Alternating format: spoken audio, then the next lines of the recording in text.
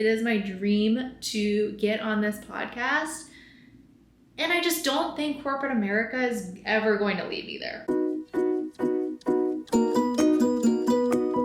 Our bar has a name. Yay! I am so excited.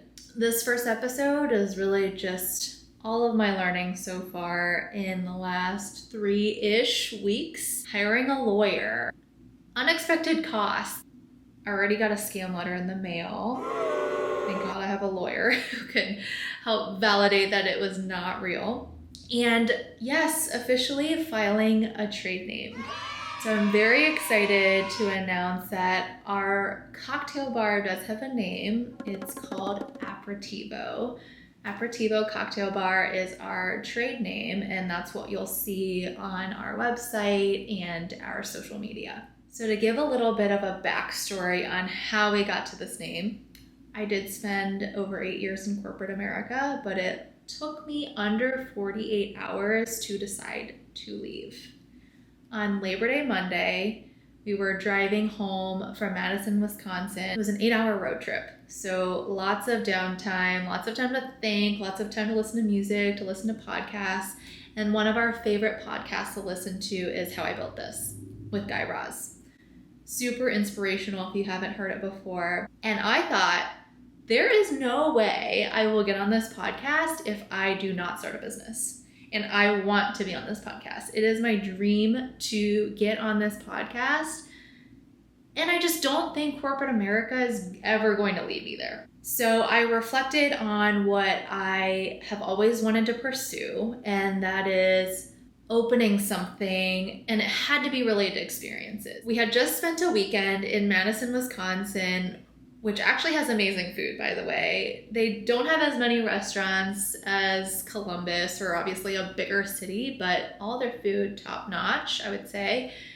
And I vividly remember several instances where we'd be drinking our drink upon sitting down and just getting there, and our food would come out, and that's not necessarily a bad thing, but we wanted to enjoy that drink. We wanted to fully finish it before we got onto the first course or even the appetizer. What it reminded me of was our travels to Italy, a country that we absolutely adore and have loved traveling to. There is a dedicated time of the day, pre-dinner, that's called aperitivo. If you go out before 7 o'clock, you're going to aperitivo. So between the hours of 3 and 7, that is aperitivo. You can't get a dinner reservation before 7 p.m. They just operate a little bit later than we do in the States. But that time of day that you head to any place that's open is super magical. You go there, you just had a morning of exploring or a whole day of venturing out. You get ready, head to aperitivo, you order a drink. The sun is still out, it's broad daylight, and upon getting your drink, you also get little snacks. You get olives, little finger focaccias, you get chips. And there's no communication about the food. You're not ordering it. They are not asking you if you want it. It is simply presented to you and you enjoy it. And it is meant to open conversation, awaken your appetite. And in my mind, not just your appetite for dinner, but your appetite for life, your appetite for building connections, your appetite for building relationships, meeting new friends. And I just thought, this does not exist in the US. And some could argue that happy hour is the same thing, but I think it is completely different. Happy hour feels very deals focused, and you have to get your drink order in time, and it's almost this rushed affair, whereas aperitivo is totally meant to be its own thing. So that is how aperitivo was conceived. This reflection of our time in Madison and not having that dedicated time, thinking back on Italy and how we love that moment of every day, and realizing we don't really have it here in the States. And I think it will do very well in Columbus, Ohio, because it is booming with new restaurants. It is a growing city, a very exciting time to live in Columbus. We have new restaurants popping up every month.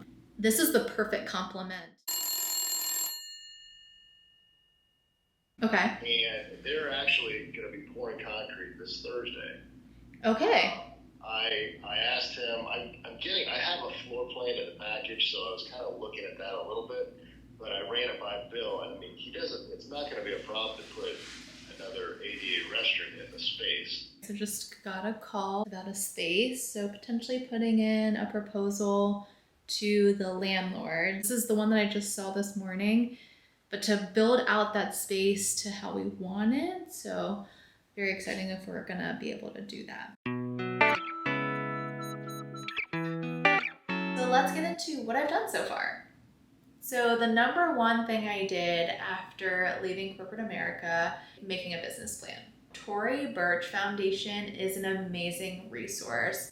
So her foundation empowers women entrepreneurs, and there are a bunch of free resources out there on her website, including business plan templates that are full business plans, one-page business plans, and I literally went online and downloaded one, and I downloaded to Google Docs because my laptop does not have Word, but there are Word versions, there are Google Doc versions, and I just followed all of the prompts, and it's a perfect way to create a business plan, especially if you don't know exactly the inputs that you need. It's all laid out in the template. There are definitely elements of the business plan that need to be refined. A big part of it is going to be the P&L and the break-even analysis. And that will come with time. So as my inputs get solidified, meaning rent and all the other costs that I have as placeholders for now, the P&L will get refined. So I've emailed my current version to my real estate agent and have just told him that it's a work in progress. But for the most part, I think 80% of it, especially the concept, has been pretty nailed down. The second thing I did was file an LLC and a trade name with the state of Ohio. What I learned is actually you can do this on your own. You can go online and submit all the information and actually get approved pretty quickly. The way to guarantee that you are protected is to go through a lawyer. He will make sure the operating agreement is set up correctly and the articles of organization are set up correctly. And those are some things that I really am not familiar with, so I felt better about investing in the lawyer to make sure that it was done properly. The lawyer submitted everything last Monday, and then by Tuesday, we already had everything formally filed. So it was a pretty quick approval process, and I was really excited to get the Secretary of State's letter for my trade name and my LLC. The third thing I did is actually avoid a scam letter. So after filing your LLC, your information is on file and it is public record. I am so glad that I took a picture, sent it to the lawyer, because I was wondering if I actually had to pay it. It was a labor law compliance notice. What I learned is I will be getting a lot of scam letters, and don't pay for anything, and make sure you consult your lawyer if you have questions. Here's Riley. I am on the prowl for a real estate space because the fourth thing I learned is that I actually cannot get a liquor permit until I find a space, because the liquor permit is tied to the physical location. What I didn't realize is that a liquor permit is about 8 times more expensive than I budgeted, and they are going for about $20,000 right now. And that's because it's really hard to get it from the city right now, and people are having to buy it off of each other. But that is a story for a different day. The last thing I learned so far in these first few weeks is that people are so willing to help, and that's been such a breath of fresh air. I've had people message me ever since I launched my announcement on Instagram and on YouTube. I've had people tell me they would be on the lookout for retail space for me. I've had a random person who I don't know message me about health department tips because she used to work in the health department of Columbus. So grateful. Things that I would have had to learn down the line, to be able to have some of that information now is invaluable. Aperitivo Cocktail Bar is in the works. We are making it happen. Next episode, we'll focus on finding the perfect real estate. I am so happy you're along the journey with me. Thank you, thank you.